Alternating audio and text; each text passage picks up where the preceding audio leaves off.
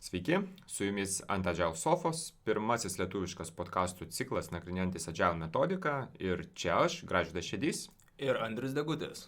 Na ir šiandien mes iš tikrųjų pasirinkome tokią tikrai šiandienai aktualią temą, tai yra nuotolinės Agile komandos. Pandemijos laikotarpiu jų populiarumas tiesiog išaugo drastiškai, bet dar iš tikrųjų prieš pandemiją teko domėtis šiek tiek statistikos, nuotolinės komandos augo lyginant su tradicinėmis kolokuotomis komandomis po 50% per metus, kartais netgi daugiau. Na, o pandemijos laikotarpiu įdomi statistika iš Microsoft'o, kad vienos platformos jų vystomos Microsoft Teams naudojimas per kelis mėnesius išaugo 1000%. Tai tik parodo, kad nuotolinės komandos turbūt ir žmonės dirba daug iš namų, iš įvairiausių pasaulio vietų, iš skirtingų lokacijų. Tad nenuostabu, kad nuotolinių komandų plėtra aktualėja. Ir šiandieną mes pabandysim analizuoti, atsakyti į klausimus, kas visgi yra ta tikra nuotolinė komanda, nuotolinė Agile komanda, kuo nuotolinės Agile komandos yra gerai, kokie yra jų pliusai, taip pat pasižiūrėsime, kokie yra jų minusai, arba su kokiais iššūkiais gali susidurti nuotolinės Agile komandos, bei be abejo bandysim duoti keletą patarimų, kaip tuos iššūkius įveikti ir kaip stengtis turėti efektyvesnės komandos dirbančios nuotoliniu būdu. Taigi, prieš gilintis į pačią temą, pabandome pasigilinti į kas tai yra tos nuotolinės komandos arba komandos dirbančios iš vienos vietos. Jeigu kalbėtume apie komandą dirbančią iš vienos vietos, tai tikriausiai tai yra tik vienas tipas, komanda turi dirbti iš vienos vietos. Tai žmonės, kurie mato vienas kitą kiekvieną dieną, bendrauja gyvai, akis į akį taip vadinamai. Ir daug kas klausia, ar tai yra vis dėlto praeities reikalas, ar tai yra privalomas reikalas. Labai geras klausimas, kol kas gal tokio atsakymo ar nelabai rasime, bet kaip ir Gražvydas minėjo, kad statistika keičiasi į tą pusę, kad vis dėlto įmonės renkasi nuotolinės komandas.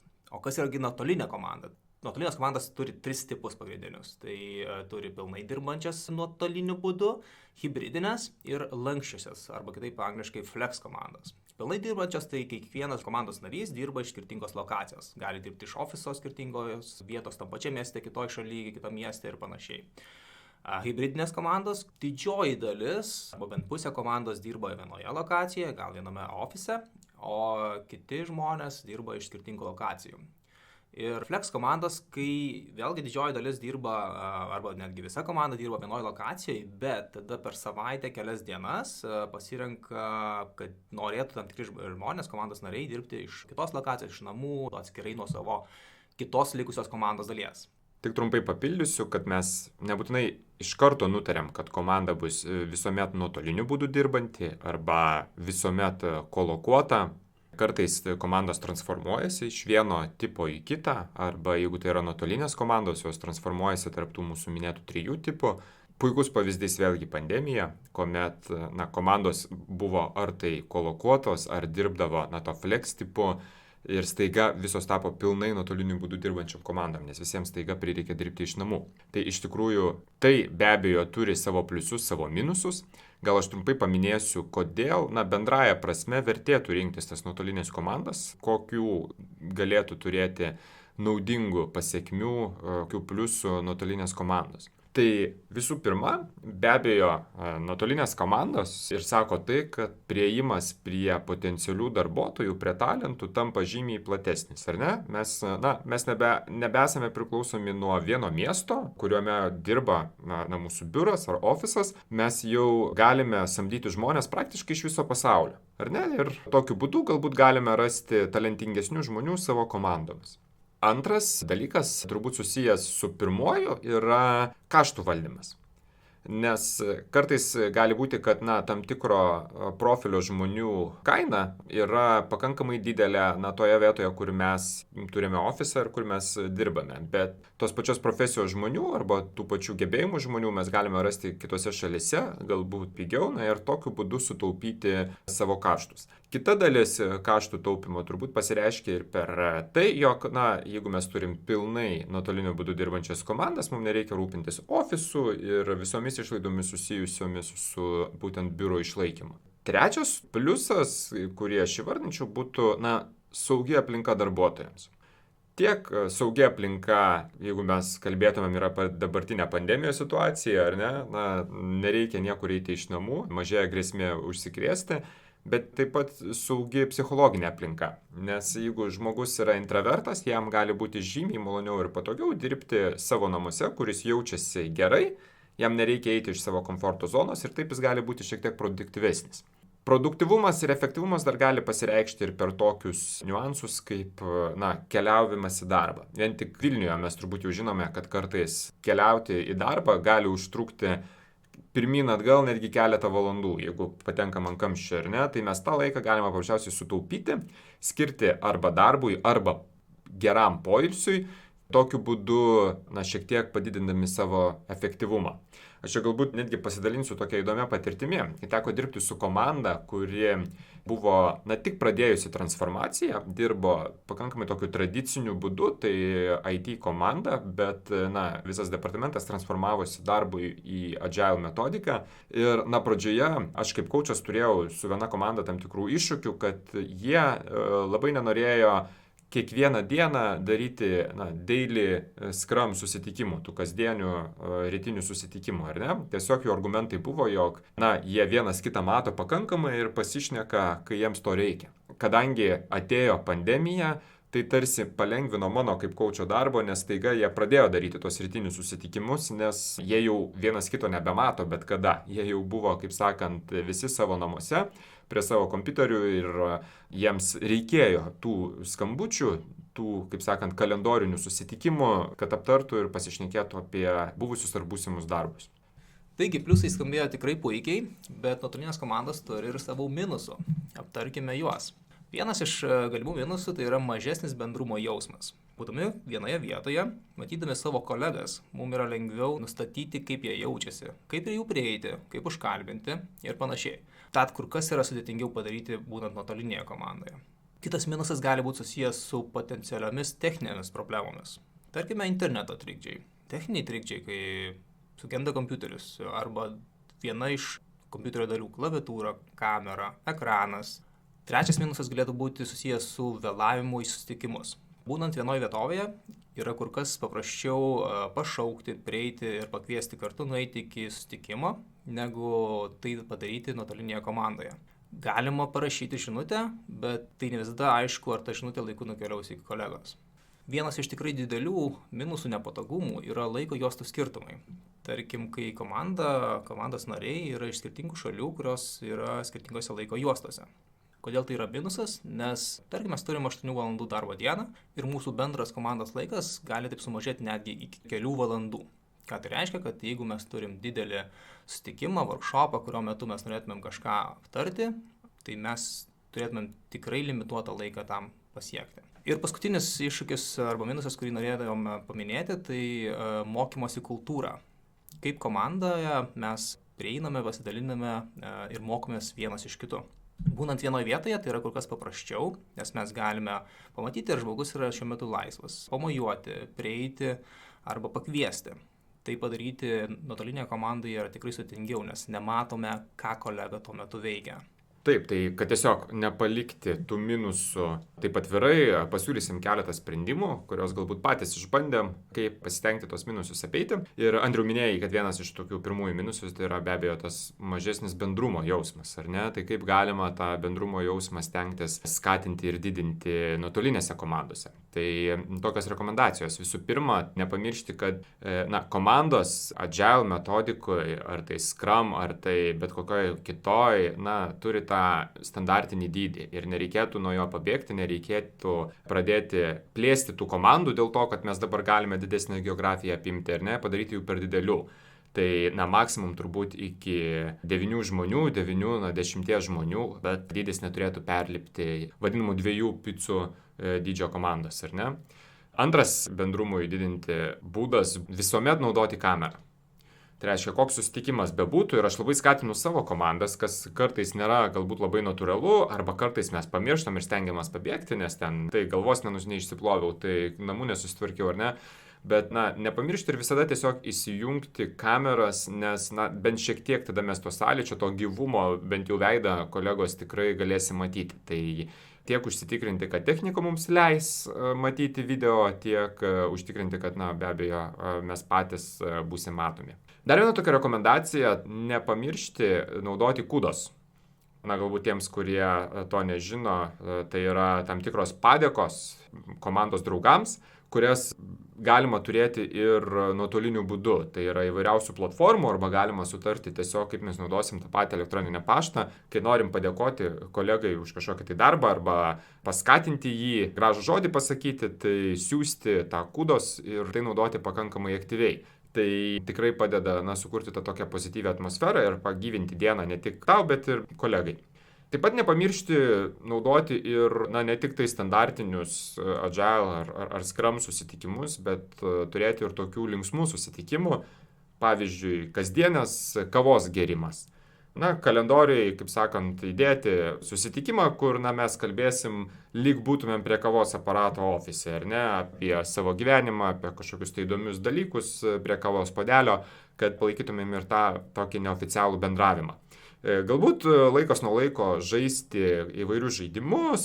Mes su komandom, pavyzdžiui, labai pamėgom GeoGuessr žaidimą, jis yra labai paprastas, nereikalauja jokių didelių prisijungimų, yra tikrai pakankamai pigus ir galima labai greitai jį sužaisti, tai labai trumpos tokios žaidimų sesijos įmanomas.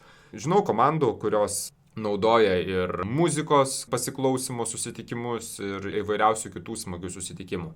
Čia galiu ir aš pasidalinti, kad mes su komandomis žaidžiame tokius žaidimus kaip Jackbox Party, kur netgi padeda suprasti arba suartinti mus kaip kolegas, nes mes žaidimo pagalba išsiaiškiname tam tikrus juokingus ir įdomius faktus apie vienas kitą.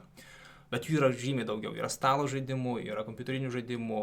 Šiais laikais leisti kažkokius tai įdomias, linksmas sesijas nuotolinėse komandose yra žymiai paprasčiau ir žymiai smagiau. Taip, ir turbūt paskutinis dalykas, ką skatinčiau padaryti, tai kuo daugiau stengtis vizualizuoti viso savo gyvenimo. Tai reiškia, kad turėti virtualias galbūt lentas, ar tai būtų Miro šiuo metu populiarus, ar kas bebūtų, kokį įrankį benaudotumėt, kad kuo daugiau vizualizacijas, kuo daugiau kažkokių tai nuotraukų, iškarpų, galbūt net socialinius tinklus palaikyti eilinę į savo darbo dieną, iliustruoti, visa tai tikrai prisidės prie didesnio bendrumo jausmo komandoje. Taip, tai padengėme didesnio bendrumo jausmą, galim prieiti ir prie techninių problemų arba potencialių techninių problemų. Kaip tą sumažinti riziką?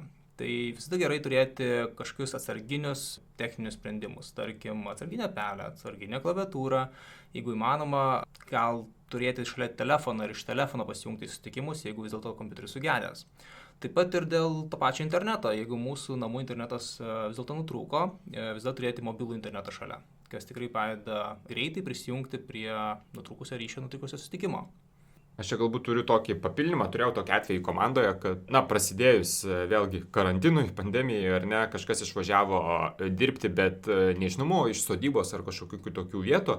Ir mes, kaip sakant, kartais važiuodami, ypač jeigu ne į savo sodybą kažkur tai nuomojamės, nežinom, koks bus tenais interneto ryšys, tai tikrai rekomenduoju bent jau perspėti ir susitarti su komanda, kad, aš galbūt turėsiu kažkokių tai iššūkių su ryšiu, man reikės jo susitvarkyti ir todėl galbūt kelias dienas neįsijungsiu kameros, nes man internetas to neleis ir panašiai. Tai savotiškai perspėti komandos draugus iš anksto. Taip, tikrai geras pavyzdys. Iš savo pavyzdžių galiu pasakyti, kad mane nekartą gelbėjo telefonas, kuris visada buvo šalia, kai vykdavo kažkoks rimtas susitikimas. Kaip jis gelbėjo, tai jeigu kažkas nutikdavo su technika, užtrikdavo mano kompiuteris arba išdingdavo mano namų interneto ryšys, aš galėdavau greitu būdu telefono pagalba prisijungti prie sutikimų, nes telefone dabar tikrai galima įsirašyti tiek Skype'ą, tiek Teams'us, tiek kitas programas, kurias naudojame darbe. Sekantis iššūkis, kurį Andriau paminėjai, tai yra, kad sunkiau mokytis vienam iš kito. Tai kaip tik neseniai sprendėm šitą problemą ir vienoje dabartinėje mano komandoje, su kuria dirbu. Komanda neseniai susiformavo ir kaip tyčia susiformavo iš karto po karantino, tai neturėjo daug galimybių vienas iš kito pasimokyti ar susitikti dažnai. Atsirado tam tikrų problemų, kad jie negalėjo padaryti tam tikrų darbų, o buvo priklausomi nuo konkrečių žmonių, kurie galėjo atlikti tam tikrus specifinius darbus. Tai mes labai aiškiai susitarėm, per retrospektyvą gimė mintis tiesiog, kad kiekviena užduotis, kurią mes imam jau sprinto backlogą pažymima tam tikrom raidėm, kurios yra įmanoma pabandyti daryti dviese. Tai nuotoliniu būdu pair programming veikla užsiimti. Visos beveik programos šiuo metu, turbūt, kurias galima naudoti, palaiko tą funkciją, kad gali perimti kontrolę kompiuterio, tiesiog rodyti kolegai, kaip yra daromas vienas ar kitas dalykas, tai galima šitą išspręsti online, nesvarbu turbūt tiesiog susitarti dėl to, kada mes jau užsiimsim pair programmingu ar ne. Vienas būdas nusimatyti iš anksto, kuriam užduotim tas gali būti būdingas, kitas būdas yra galbūt nusimatyti laiką kalendoriuose, kada mes tikrai darysim pair programmingą ir daryti tam tikrą rotaciją, kas su kuo vienas iš kito mokosi ir bando kartu programuoti kažką tai. Puikus pasiūlymas, taigi galim šaukti sekančio minusą, kurį aš paminėjau, tai yra vėlavimas į online susitikimus. Kaip ir labai atrodo smulkus minusas, bet ir labai lengvai išsprendžiamas. Tai yra komanda turėtų susėsti ir aptarti savo komandos taisyklės. Ką tai reiškia? Kad kartu padiskutuoti vis dėlto, kaip mes kaip komanda galėtumėm išspręsti vėlavimus kartu. Tai gal padaryti, kad visada baigiam sutikimus 5 minutėm anksčiau, kad galėtumėm prišokti į kitą sutikimą nevėluojant. Kad vis dėlto, jeigu vėluojam, gal kažką tai reikės atlikti kitą kartą, tarkim, pirkti komandai kažkokių tai dalykėlių arba pravesti kažkokį tai agile eventą kaip facilitatoriai. Tai šitie dalykai visada duoda papildomos motyvacijos nevėluoti ir vis dėlto laikytis tų komandos taisyklių, kurias nusistatėm. Turbūt paskutinis dalykas, ką galim paminėti, tai kaip stengtis palengvinti tą situaciją, kai turime komandas per skirtingas laiko juostas. To visiškai išspręsti be abejo neįmanoma. Jeigu jau mes turime komandas, kurios yra per kelių valandų skirtumą, tai jau šiek tiek apsunkina mūsų planavimą, bet vienas iš tokių patarimų, nes pačiam teko dirbti su komandom, kurios yra ir Lietuvoje, ir Indijoje, ir Skandinavijos šalyse. Tai kartais laiko skirtumas netgi iki 5 valandų tapdavo. Tai vienas dalykas, kas padeda, tai labai aiškus tikslai susitikimų ir stengtis juos daryti tiesiog trumpesnius. Nes be abejo, kad mes turim to laiko, kada visiems patogus laikas turėti susitikimus mažiau, tai stenkime susitrumpinti, galbūt per keletą susitikimų skirtingų išskaidyti ir turėti labai aiškius tikslus, ką iš jo norim išsinešti, kad neužsitęstumėm ir galėtumėm greičiau susidoroti su konkretaus susitikimo užduotimis. Šią praktiką naudoju ir savo komandose. Tai yra, kai siunti kvietimą į susitikimą, turėtum paminėti vis dėlto turinį. Ką mes aptarsim ir kokį tikslą mes norim pasiekti. Tai padeda sutaupyti ir išvengti tų nereikalingų diskusijų, kurios vėlgi nepadeda sutaupyti laiko. Taigi, čia mūsų mintis, kaip galima bandyti spręsti iššūkius kilančius iš nuotolinių komandų. Tai turbūt didžioji dalis to, ką mes šiandien ir norėjom pasakyti, ar ne, Andriau, belieka turbūt padaryti trumpas išvadas, kad nuotolinės komandos be abejo jos populiarėja. Jos nėra visiškai natūralu, ypač jeigu esame įpratę dirbti kolokuotam formate, bet tai yra įmanoma, tik tais tam reikia atitinkamai ruoštis. Reikia suprasti, kad vien tik tais tiesiog pradėti daryti susitikimus Skype'e, neužtenka. Turim apgalvoti ir kokių papildomų veiksmų reikės imtis, kad mes liktumėm produktyvus, liktumėm motyvuoti ir nedelsti tuos veiksmus tiesiog ir atlikti. Turbūt būtų sunku ginčytis, kad kolokuotos komandos vis dar yra šiek tiek efektyvesnis būdas organizuoti darbą. Tačiau jeigu teisingai sudėliosim nuotolinės komandas, padėsim jom sėkmingai veikti, tai tikrai gali tapti mūsų netgi konkurenciniu pranašumu. Taip, šią gaidą ir baigsime šiandienos podcastą. Ačiū visiems, kad klausėtės. Jeigu turite kokių pastebėjimų, pasiūlymų ar temų, kurias norėtumėte išgirsti vėlesniuose podcastuose, palikite savo mintis komentarų skiltyje. Mes tikrai perskaitysime ir atsižvelgsime jūsų žinutes. O ant Agile sofos šiandieną su jumis sėdėjo Gražvydas ir Andrius. Iki sekančių kartų. Viso iki. Iki.